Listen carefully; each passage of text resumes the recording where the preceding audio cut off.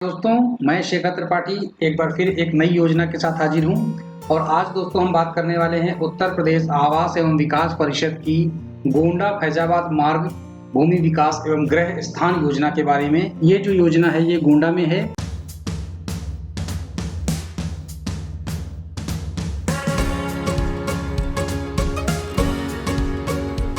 गोंडा में आवासीय भूखंड लेने का एक सुनहरा अवसर दे रहा है आवास विकास। तो जो लोग भी हमारे ऐसे साथी जो गोंडा में जमीन खरीदना चाहते थे बिल्कुल फ्रेश आवास विकास की योजना में, तो उनके लिए ये एक बहुत अच्छी योजना बनने वाली है। जैसा कि आप मेरे कंप्यूटर पर देख पा रहे हैं, मैंने उसका जो है पीडीएफ डाउनलोड कर रखा है जो आवास विकास ने अभी इसके विज्ञापन के रूप में जारी किया है। और इसमें आप देख पा रहे हो कि पंजीकरण तिथि यानी रजिस्ट्रेशन की जो डेट है वो 15 मार्च 2021 से शुरू होगी। यानी अभी आज 12 तारीख है, अगले 3 दिन बाद से इसके फॉर्म खुल जाएंगे आपको रजिस्ट्रेशन के लिए और 15 अप्रैल 2021 तक रजिस्ट्रेशन करा सकेंगे। मतलब पूरा 1 महीना आपको आवास विकास की तरफ से रजिस्ट्रेशन के लिए दिया जा रहा है। अब हम देख लेते हैं इस योजना के अंतर्गत किस तरह के भूखंड ये देने वाले हैं और उनका क्या कीमत तय किया गया है। तो देखिए, टोटल 3 कैटेगरी में इन्होंने इसको बांटा है, 1, 2, 3 में। ग्रुप संख्या श्रेणी भूखंड का क्षेत्रफल वर्ग मीटर में दिया है, साथ ही साथ दे दिए भूखंडों की संख्या और एक अनुमानित भूमि दर दे दी है प्रति वर्ग मीटर के हिसाब से। अनुमानित ये इसलिए लिखते हैं कि बाई चांस फॉर्म निकलने के बावजूद कई बार ऐसा होता है कुछ चीजें बढ़ घट सकती हैं, तो ये एक ऑप्शन लेके चलते हैं, लेकिन फिलहाल आप इसी को फाइनल मान के चलिए। और भूखंड का कुल अनुमानित भूमि मूल्य ये भी यहाँ पर दिया गया है। इसके अलावा पंजीकरण धनराशि, मतलब जब आप आवेदन करेंगे तो आवेदन फॉर्म के साथ कितना पैसा जमा करना है यहाँ पर आप देख पा रहे हो। सबसे पहले हम बात करेंगे ग्रुप ए या ग्रुप आ की। तो यहाँ पर जो मकान, यहाँ पर जो प्लॉट मिलने वाले हैं वो 40.74 मीटर के ये प्लॉट हैं और इनकी संख्या टोटल 56 है, यानी 56 मकान है 40.74 मीटर के।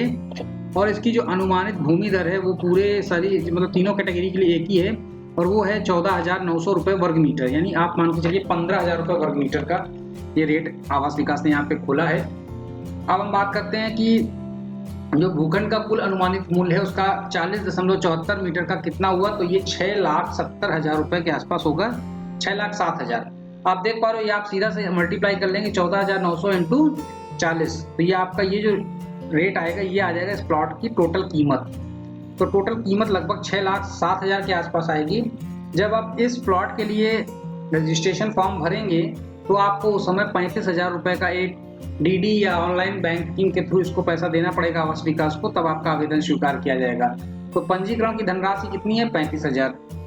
इसी तरह ग्रुप बी की बात कर लेते हैं। यहाँ पर जो प्लॉट है ये 60.59 मीटर का है और इसके भूखंडों की संख्या टोटल है 15। रेट वही है 14,900 रुपये प्रति वर्ग मीटर के हिसाब से। तो इसकी टोटल लागत जो कीमत आएगी आवास विकास के हिसाब से कैलकुलेट करेंगे आप तो 9,03,000 रुपये के आसपास आएगी, ठीक है। और इसमें पंजीकरण धनराशि का जो अमाउंट दिया गया है वो 50,000 रुपये दिया गया है।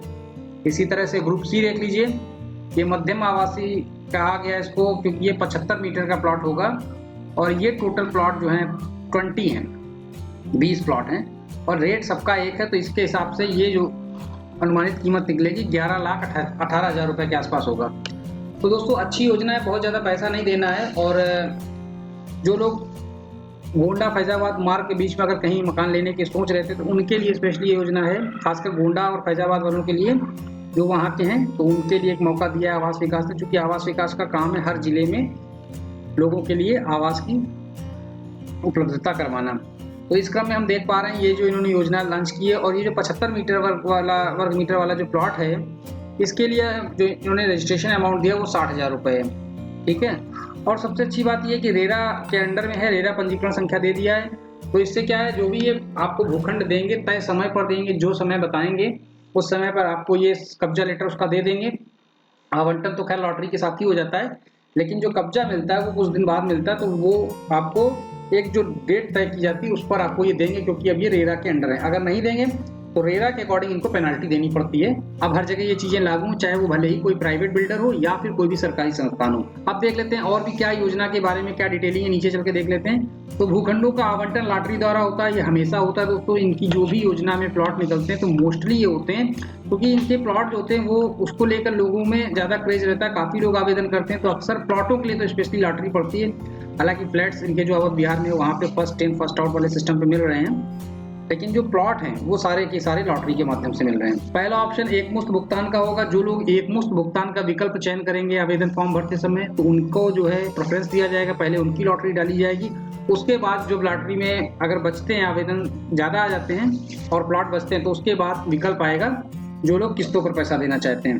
दोस्तों आपको पहले भी मैं बता चुका हूँ, जितने भी वीडियो डाल रहे हैं मैंने, तो इस सारे विकल्पों में किस्तों का कोई मतलब नहीं है, क्योंकि यहाँ पर किस्तों वाले जो अगर किस्तों में आपने भर दिया तो आपकी लॉटरी नहीं पड़ती है, आपको बता दें, क्योंकि बहुत बड़ी संख्या में एक मुफ्त वाले तैयार बैठे रहते हैं। तो आप सभी लोगों से मैं एक बार फिर कहूँगा कि अगर इस तरह की योजना में आप अप्लाई करते हैं या आप मूड बना रहे हैं, तो आप ये दिमाग में बिल्कुल क्लियर करिए कि आपको हमेशा एक मुफ्त भुगतान का विकल्प ही चयन करना है इसकी लॉटरी के लिए। उसकी वजह ये होती है क्योंकि ये आवास विकास आपको आवेदन आवंटन जब हो जाता है, लॉटरी में नाम आ गया, उसके बाद आपको 60 दिन का टाइम दे देता है। इस 60 दिन में आप बैंक के थ्रू लोन करवाकर इसको पूरा पैसा दे दीजिए और आपका बैंक में लोन चलता रहेगा, आपको बैंक को किस्त देनी है। यही एक सही तरीका होता है। और आवास विकास से अगर किस्तों में आप लोगे तो नहीं ले पाएंगे, क्योंकि बहुत सारे लोग एक मुश्त को बैठे देने को तैयार। अच्छा, इसके बाद सेकंड, इनका जो सेकंड है, इसको शर्त को पढ़ लेते हैं। यह आवंटन पत्र निर्गमन तिथि से भूखंड के कुल मूल्य का भुगतान 60 दिन के अंदर करना है, पर दे कुल मूल्य पर 5% की छूट भी होगी। तो मतलब अगर आप एक मुश्त का ऑप्शन करते हैं और 60 दिन के अंदर बैंक से लोन करा के इनको पूरा पैसा दे भी देते हैं, तो आपको 5% का जो है स्पेशल छूट मिल जाएगा। स्पेशल जो टोटल अमाउंट है उसमें 5% का फायदा हो रहा है। तो ये भी दोस्तों बहुत अच्छी बात है कि आपको एक तो 5% का इधर से कम हो गया।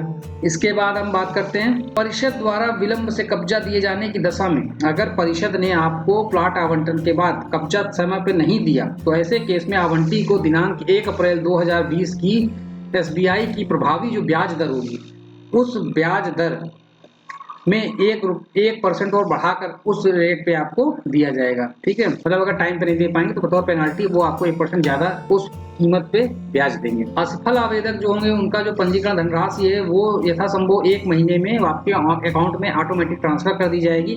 तो इसलिए जो लोग भी भर रहे हैं, ये जो लोग पूछते हैं, अक्सर सवाल आता है कि हमने इस लॉटरी में आवेदन किया था और मेरा पैसा कब तक आएगा। तो हम आपको बता दें कि LDA और आवास विकास की किसी भी योजना में अगर आप आवेदन करते हैं दोस्तों, तो आप ये मानकर चलिए कि आपके पास अधिकतम 1 से 2 महीने का समय ऐसा होता है जिसमें ये आपका पैसा आपके अकाउंट में ऑटोमेटिक आ जाता है, ट्रांसफर कर देते हैं वापस, बशर्ते आपने अकाउंट नंबर सही दिया हो और जिसके लिए फॉर्म भरा गया हो उसी के अकाउंट से ट्रांसफर किया गया हो पैसा। अगर आप अकाउंट नंबर में गड़बड़ी करते हैं तब लेट हो जाता है कभी कभी, लेकिन अदरवाइज जो लोग अपने अकाउंट से ऑनलाइन ट्रांसफर करते हैं या RTGS NFT करते हैं, तो उनका पैसा समय पे अपने आप आपके अकाउंट पर वापस आ जाता है। तो दोस्तों जो लोग भी इस योजना के तहत आवेदन करना चाहते हैं, तो उनके लिए सबसे पहले क्या है, आप इसकी वेबसाइट पे जाएंगे, जो इन्होंने नीचे आप देख सकते हैं यहाँ वेबसाइट दे दी है www.upab.in पर।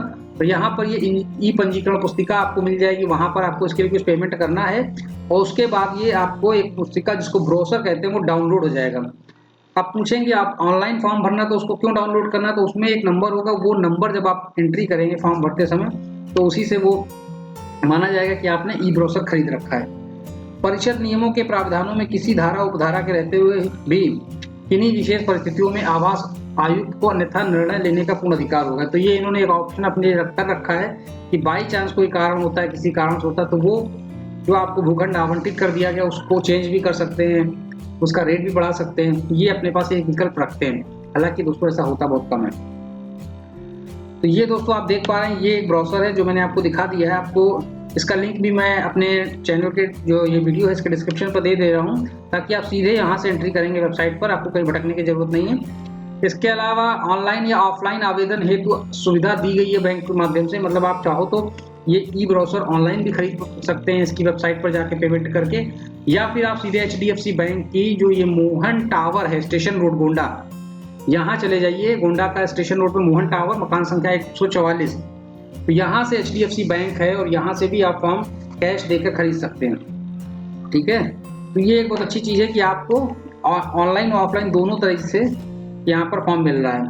विस्तृत जानकारी और भी जानकारी के लिए यहाँ पर संपर्क करने के लिए नंबर दिया गया केशव राम जी का, सहायक आवास आयुक्त गोरखपुर जो उनके, तो इनका ये मोबाइल नंबर यहाँ दे दिया गया। अगर किसी को किसी तरह का कोई कन्फ्यूजन होता है, बहुत सारी क्वेरी होती है लोगों की, तो फॉर्म भरने से पहले इन्होंने एक नंबर दिया, आप इस नंबर पर इनको फ़ोन करके पूछ लें कि ये समस्या, तो वो आपको क्लियर कर दी जाएगी। इसके अलावा 2 नंबर और दिए गए, इनसे भी बात कर सकते हैं। साथ ही साथ परिषद ने ग्राहकों की शिकायतों और समस्याओं के निस्तारण के लिए आप देखिए जन सुविधा केंद्र भी बनाया है।